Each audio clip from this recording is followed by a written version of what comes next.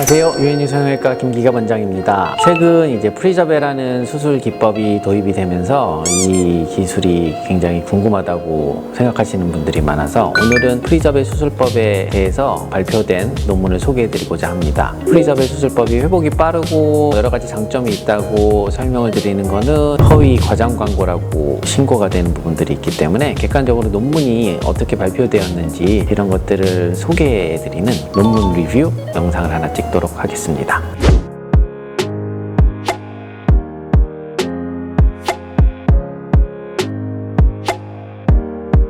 논문은 두 편이 나왔고요. 하나씩 소개해드리도록 하겠습니다. 첫 번째 소개해드릴 논문은 Breast Tissue Preservation, A Paradigm Shift in Aesthetic Breast Surgery. 그래서 가슴 조직을 보존하는 것이 미용 가슴 수술에서 패러다임 시프트가 완전히 바뀌는 역할을 한다는 그런 내용입니다. 이 논문이 실린 저널은 Clinics Plastic Surgery라 그래가지고 성형외과 전공의들이 많이 보는 그런 잡지인데요. 굉장히 교과서적이고 orthodox한 그런 내용들이 많이 실리는 그런 책입니다. 이 논문에서는 먼저 이제 보존의 개념에 대해서 설명을 하고 있습니다. 첫 번째는 셀룰라 레벨, 세포적인 측면에서 어떻게 보존을 하는지, 두 번째는 Structural Preservation 해가지고 구조적인 걸 어떻게 보존을 하는지, 세 번째는 다이내믹, 움직임에 있어서 어떻게 보존이 되는지, 마지막으로 Functional Preservation 해가지고 기능적으로 어떤 보존이 되는지 네 가지를 먼저 개요해서 설명을 하고 있는데요. 첫 번째 보시는 이 그래프는 기존의 스무스 보형물이랑 4마이크론 서피스를 가진 모티바 마이크로 텍스처 보형물이 어떻게 염증 반응을 다르게 일으키느냐에 관한 표입니다.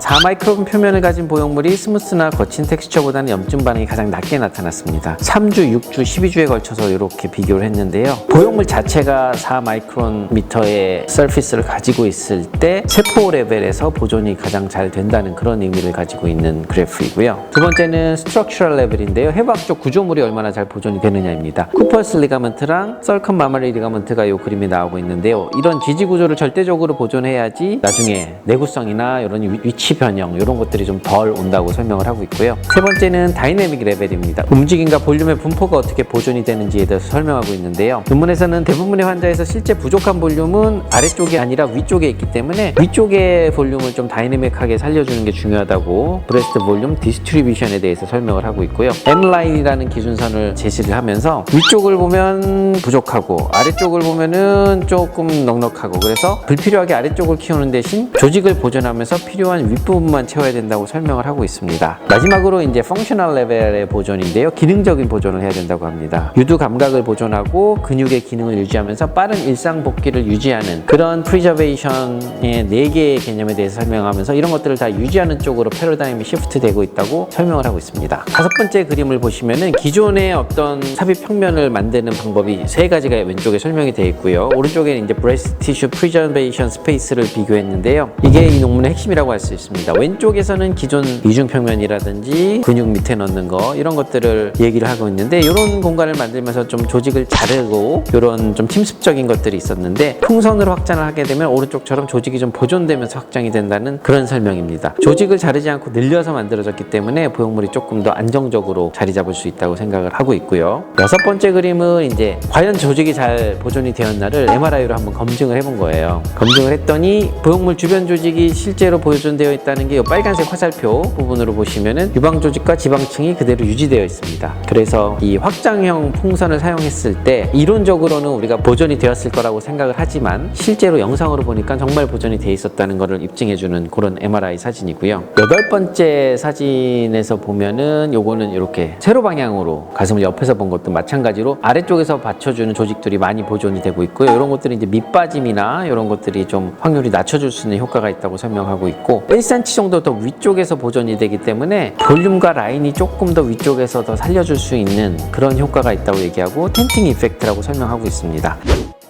결국 이 논문이 말하는 핵심은 분명합니다. 가슴 성형의 결과는 보형물이 세포들을 잘 보존을 해야 된다는 것과 박리를 하는 방법이 잘 보존을 하는 방법으로 박리를 해야 된다. 그래서 조직을 어떻게 다루는지, 이것을 자르는 수술을 하면서 사이즈를 크게 넣는 방법이 기존 방법이었다면은 새로운 패러다임은 기존 조직을 자르지 않고 보존하고 늘리고 팽창시키고 활용하는 수술, 이런 것들이 이제 프리저베라는 수술 테크닉으로 새로운 패러다임으로 전환되고 있다는 것이 이 논문의 주제라고 볼 수 있습니다. 그래서 침습적인 수술을 원하시는 분들이 있을 거고, 자기는 큰 욕심 없으니까 원래 구조물들을 보존하면서 자연스럽게 수술하고 싶다. 이렇게 두 가지 패러다임이 있는 것으로 생각이 되고, 환자분들은 자기가 어떤 성향을 가지는 건지, 어떤 수술법이 맞는지에 대해 좀 고민을 해보시고, 그리고 가슴 성형에 임하시면 좀 더 만족감이 큰 수술을 받으실 수 있을 것 같습니다. 감사합니다.